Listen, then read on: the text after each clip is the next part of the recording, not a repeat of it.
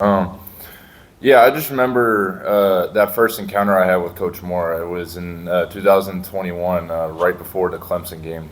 Me and my dad went up and shook our hands at Coach Mora, and I just remember the emotion of confidence that just bled through Coach Mora, and I kind of fed off that ever since I met him, and really since that day, moving forward, getting to the point we're at now, I kind of just seen like the way we've prepared and the way we do things at UConn and how it's kind of translated to the field.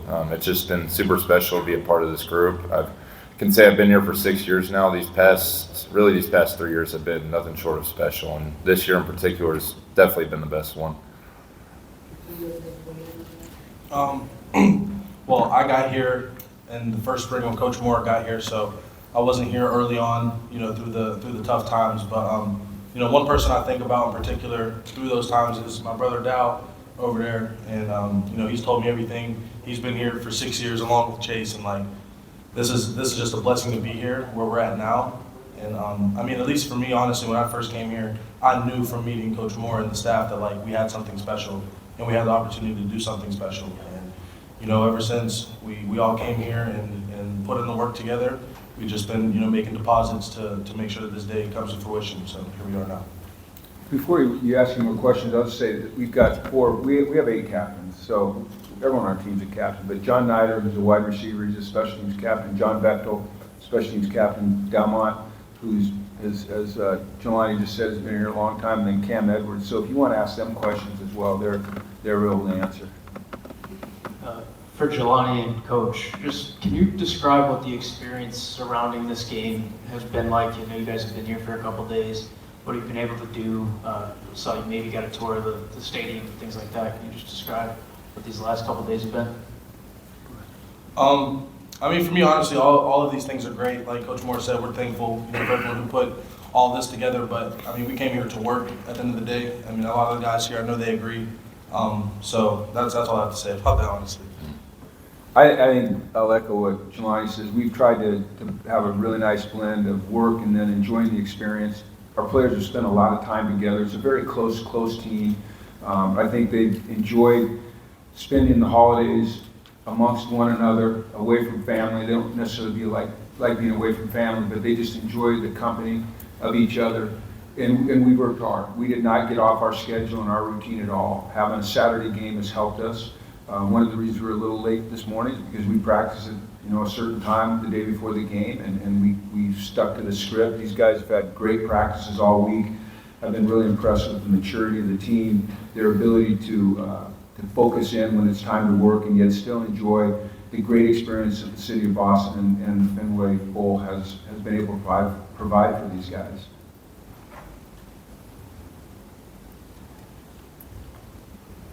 For really anyone here, you're playing in a very interesting location. You're playing at Fenway Park, one of the weirdest dimensions in baseball, but a bit of a strange dimension here.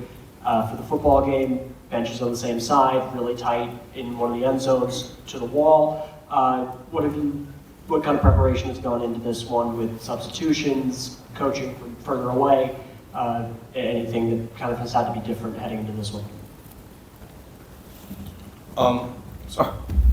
Well, we've put in a lot of work practicing in special situations. Like we put all of our guys on one side of the field, mimicking the side we'll be on game day, and we'll go through our situations from the hurry up stuff with the offense, the field goal stuff, the defensive signals, offensive signals, making sure everyone's in the right position and mimicking game day, because that stuff can lead to a penalty and things of that nature. So we just try to make sure we do the best we can to mimic what we'll do on game day to make sure everything goes smooth when the game comes.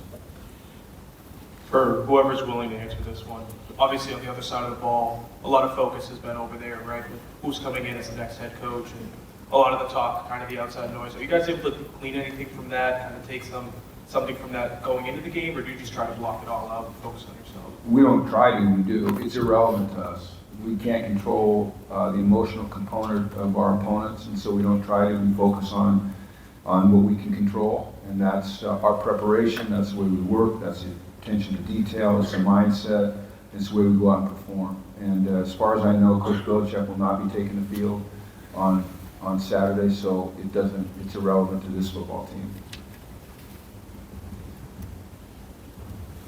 This is for Coach Mora, and then I just would love one of the players to weigh in too. But Jelani will win. So far. who's the most talkative besides Jelani to weigh in? No, but really, what struck you? You guys got to get on the field last night. What struck you about coming in here? What did you look around at? What caught your eye? Just kind of how did you take it all in besides the wonky dimension? Tui, why don't you start us off? It's like we're in a baseball stadium and it's just like not the same as a rectangle. You know, we're gonna be on the same sideline. Like I actually grew up practicing on the baseball field, so it wasn't that weird. But being on the same sideline, like Coach said, we just been practicing the tactics and like the bright lights. They said we sold about 25,000 tickets and counting, so that's gonna be great. And that's really about it. Just the turnout of the event is gonna be big, and like you said, the dimensions of like the whole setup is gonna be different. But we practiced that all week, and we're gonna definitely adapt to it. I think for me, it was very special to see because I remember 2 summers ago I was able to attend a game here at the park and at the park, and then so it was kind of neat just to see the different setup and the field layout, and obviously yesterday being able to just like get a feel of how it's going to be on Saturday. That was very important.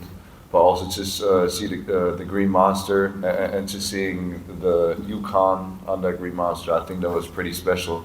And then the 4 quarters, and we just got to make sure that once those 4 quarters are done, that we go 1-0 on this Saturday. For me, it was a history. Just, you know, I'm a little bit older than these guys, and just I've always been actually a Red Sox fan, believe it or not. And so to be able to take the field, I've sat in the stands many times, but actually saw Carly Yastrzemski hit a home run here when I was a kid. And to be able to go behind the Green Monster and see how that operates, it's just, I mean, those are just amazing memories. And I know as these guys go through their life, they're going to reflect back on these moments. And it's going to mean more and more to them as they get older. And I'm sure now that, you know, when the Red Sox are on TV, they'll probably tune in a little bit longer and say to their kids, hey, I was on the field at Fenway, you know, where Big Bobby, and I mean, you see, it's pretty special.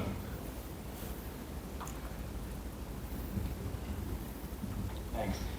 This one's for Valentin. Just wanted to check, so this would follow up when you said that you got to come here a couple summers ago. Growing up in Europe, like, were you already aware of like some of the like history of Fenway or like the allure of it, any of that? Or was that like your first time seeing this? Completely honest, I did not know what baseball was before coming to the United States. I would say skiing and soccer is Austria's favorite pastime. But obviously coming here the first time and just seeing all the fans and the way Boston loves this baseball team, that was very special. And like all the tradition, you can definitely feel it in this place. There was a family sitting in front of us. It was a son, a father, and a grandfather. And actually the kid ended up getting one of the home run balls. I mean, that was pretty special right there. They got teared up, and I thought that was pretty neat to see. And just that the whole, all those generations who grew up watching that same team, I mean, that was really, really special. Thank you guys for being here, appreciate it. How challenging, Coach, for you guys is it?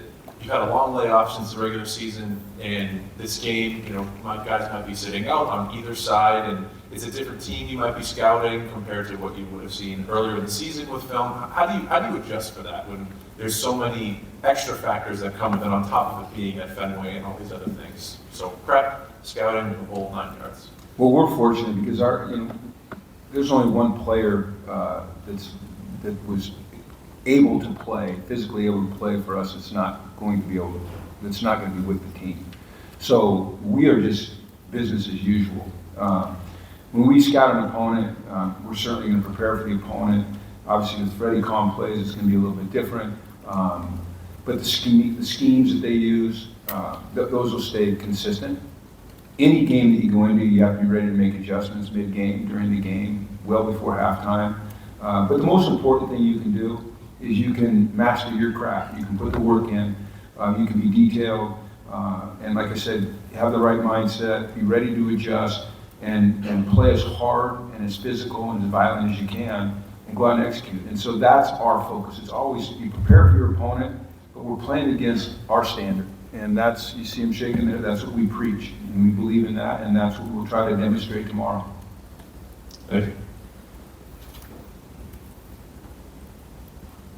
Jim, just kind of build on what I asked players before, but what does all of this represent to you as far as the momentum that this program has built?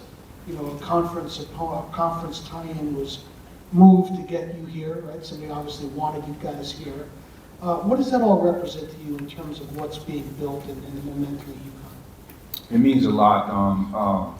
First and foremost, the commitment of the university to football, which I think has been demonstrated over and over and over again.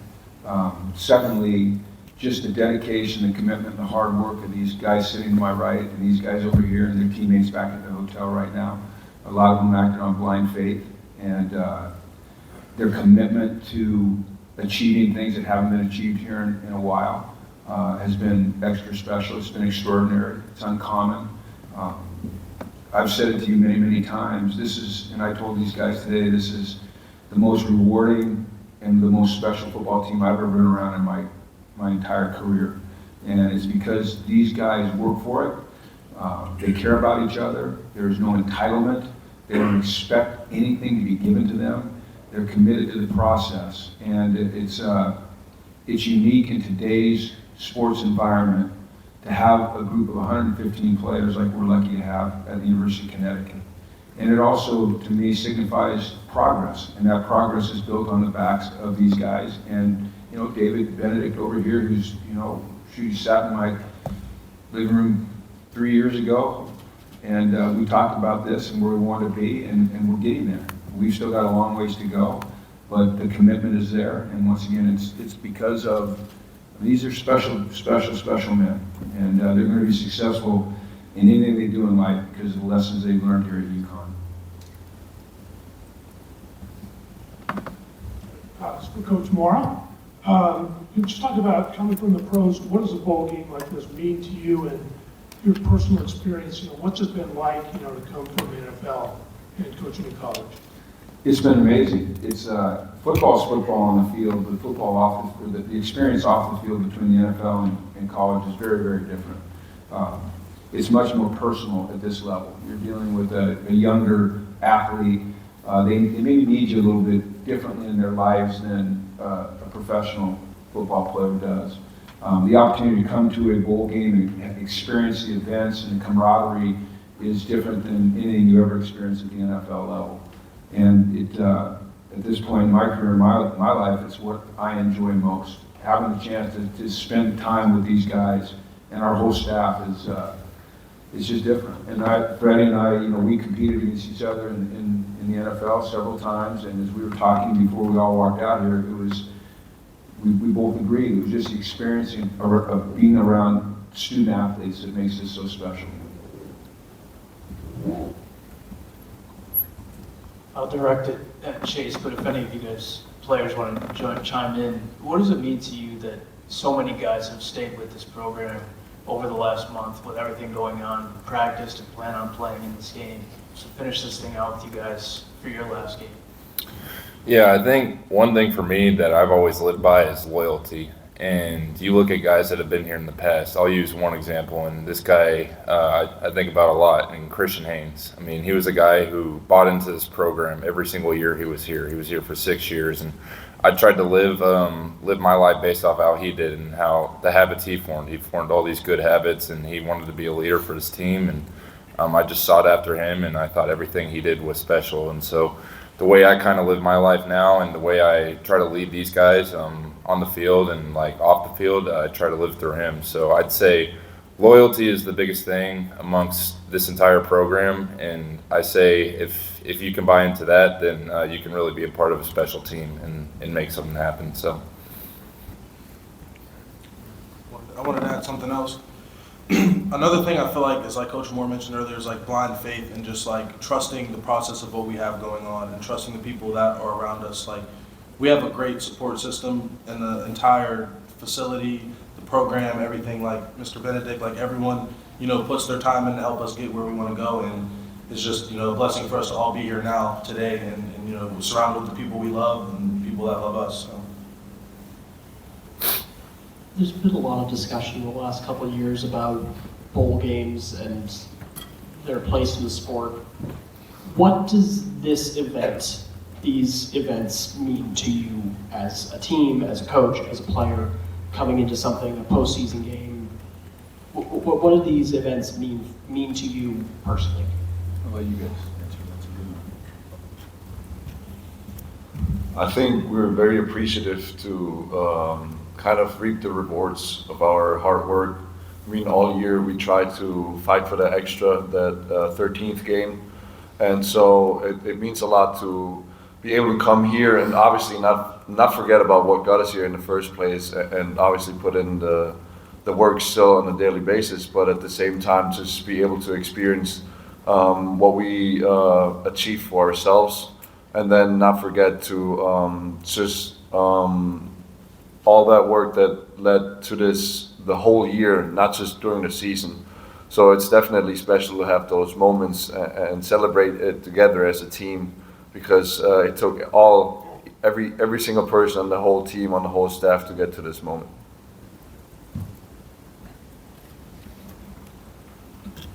Hey Jim, you took over a 1-11 program, I want to say 3 seasons ago. This is your second bowl. Obviously you have a chance to win 9 games, which is an incredible accomplishment. What do you think could be the next step for UConn football in the unique position where you are? The next step was to win that 9th game tomorrow. That's the first step. And then to evaluate where we are and bring in quality people that are good football players, continue to populate our program with winners that have the right attitude, that are selfless, that are committed to the team, committed to being great. And I would say for us, David does a great job of scheduling, and we play some Power 4 teams, and we've been really close. We haven't been able to get it done on a consistent basis. So the next step for us is to be able to, we're one of only 3 Group of 5 teams to go undefeated against the Group of 5, which I think is a pretty great accomplishment for these guys. But for this program, we want to start not just competing with, but beating some Power 4 teams and making the statement that, we are becoming very relevant again on the football field. And if we continue with that mindset and with guys like this, we're going to have to replace these guys and their leadership. And you can tell by listening to them how special these young men are. They truly are. And those 4 over there are the same. We have to continue to make a priority of bringing in the right types of people into this program, and we'll do that. It's become increasingly harder with the portal, but we've hit pretty good so far, because it's important to us. We don't gloss over anything that could help or hurt this program.